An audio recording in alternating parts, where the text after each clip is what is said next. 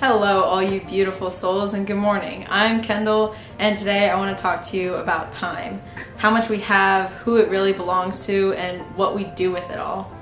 So first I want to start off with a verse. James 4:13 through 15 says, "Come now, you who say, today or tomorrow we will go to such and such a city, spend a year there, buy and sell, and make a profit. Whereas you do not know what will happen tomorrow. For what is your life? It is even a vapor that appears for a little time and then vanishes away. Instead, you ought to say, if the Lord wills, we shall live and do this or that." These verses not only highlight how important it is to seek God and His counsel when we make plans, but they also highlight and make us confront the fact that we aren't guaranteed the next day or even given the next moment. Proverbs 27:1 and Psalm 39:4 through 5 say the same kind of thing and reiterate how uncertain and fleeting this life is. So really only God knows how much time we have. And that seems easy enough to accept, but when you really consider what that means, you've got to question who that time really belongs to. If we do believe that God tells the sun when to rise and causes the seasons to change and even gives us the very breath in our lungs, then doesn't it just make sense for us to recognize that our time isn't our time, it's God's?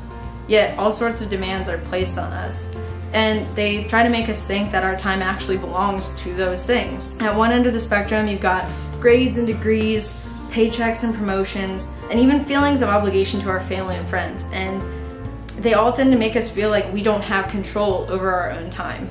And now as a society, we seem to have acquired this general distaste for that manner of living, and that leads us to the other end of the spectrum. Modern trends try to convince us that our time really is our own time and no one else's. Every second that my heart is beating belongs to me, and I have the right and even the responsibility to spend it serving myself and making myself feel better. It may go by the name of me time or self-care. If we allow those ideas to influence us too much, then we can enter a mindset of selfishness and entitlement. Phrases like "you owe it to yourself" and "you deserve a break" can sound nice, but when we need rest, we need to find it with the one who can really give us rest, which is Jesus. Just like it says in Matthew 11 verses 28 through 30 and in Psalm 127 verse 2.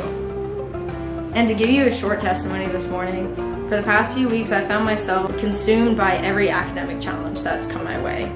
I've been surrounded by words like, how much have you studied? How far have you gotten on that project? How much time did you spend on that homework? But I found myself in a place where I was giving school more time than I was giving God. And when I realized this, I had a reality check.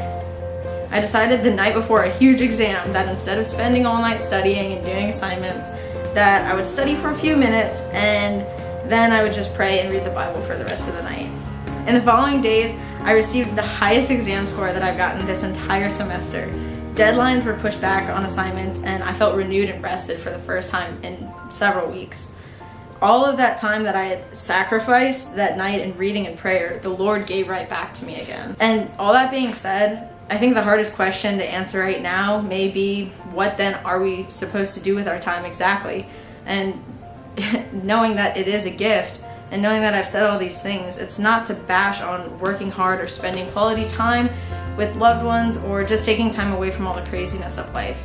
But I do want to again point you to scripture like James 1 verse 17, 1 Peter 4:10 through 11, 1 Timothy 4:12 through 16, and so many other passages that tell us how we are to conduct ourselves and use God's gifts that He has given us if we would only just read His instruction.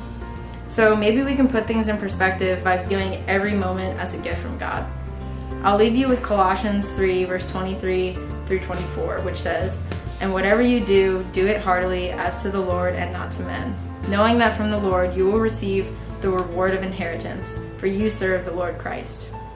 I encourage you, the next time you feel yourself getting stressed out or overwhelmed by that mile-long to-do list, or the next time you feel yourself convinced that spending time on yourself is more important than anything else, offer that time to God. Give it to Him and let Him show you how much better He is at time management than you. Thanks for watching and have a blessed week.